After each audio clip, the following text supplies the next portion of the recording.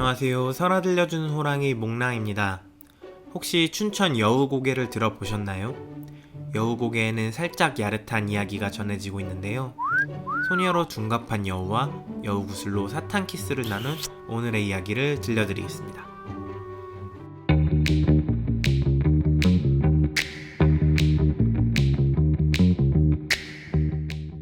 옛날 옛적에 한 소년이 살았습니다.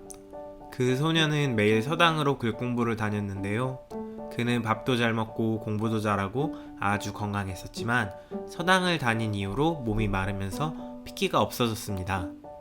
소년의 어머니는 문제가 있다는 것을 눈치채고 서당으로 찾아갔습니다. 어머니는 훈장님께 더는 우리 아이를 서당에 보내질 못하겠습니다. 건강했던 우리 아이가 서당에 다닌 이후로 점점 마르더니 핏기마저 사라졌어요. 라고 말했습니다. 훈장님은 소년에게로 가 어디 아픈 데가 있느냐 물었지만 소년은 아무 이상 없다고 대답했습니다.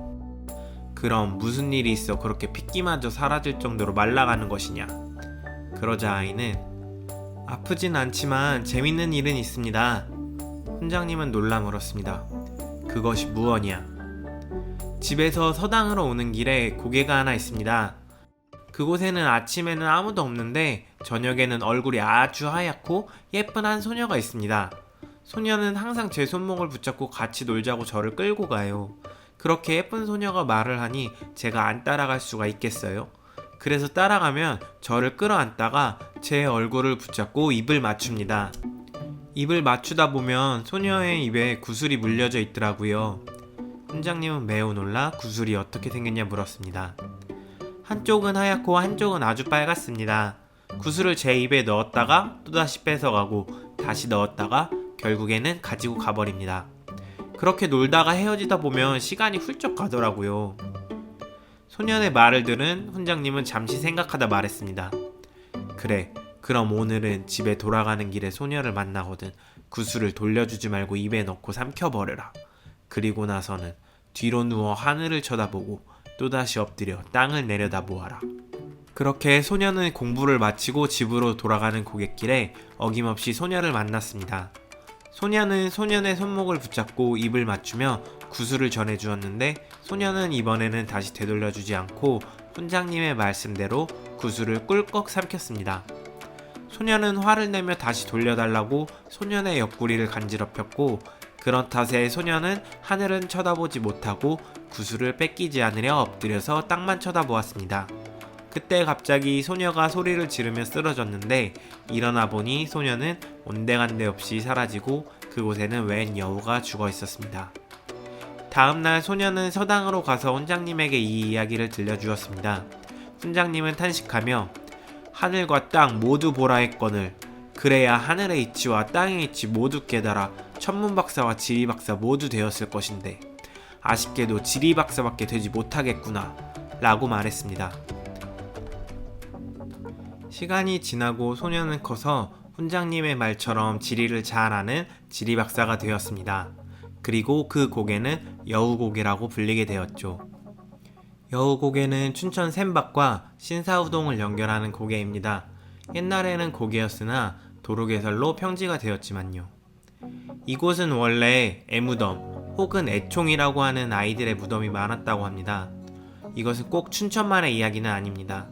그 시절에는 아이들이 많이 죽어 지역마다 하나씩은 아이들의 무덤이 모여있는 곳이 있었다고 합니다. 그렇다 보니 그곳에는 항상 여우가 많았다고 하는데요. 여우들이 무덤을 파내 죽은 아이들을 물어가곤 했다고 합니다. 여우가 무덤을 파내는 것을 방지하기 위해 무덤 위에는 항상 커다란 돌을 올려놨다고 합니다. 지능이 높은 여우는 종종 사람들이 키우는 가축을 채가곤 해서 영악하고 교활하다고 여겨졌습니다. 영악하고 교활한 사람을 칭하는 여우 같다 라는 말은 이런 맥락에서 나온 것이죠.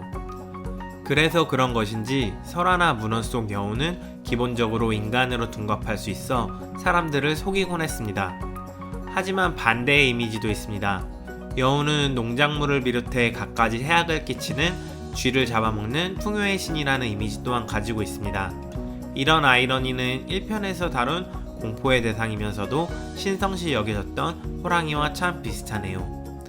여우는 근데 왜 소년과 입맞춤을 했었던 것일까요? 그것은 두 가지 이유가 있습니다. 하나는 하늘로 승천하기 위함이고 또 다른 하나는 인간이 되기 위함입니다. 100명의 전기를 취하거나 100명의 간을 먹어야 하는 구미호 이야기는 다들 들어보셨죠?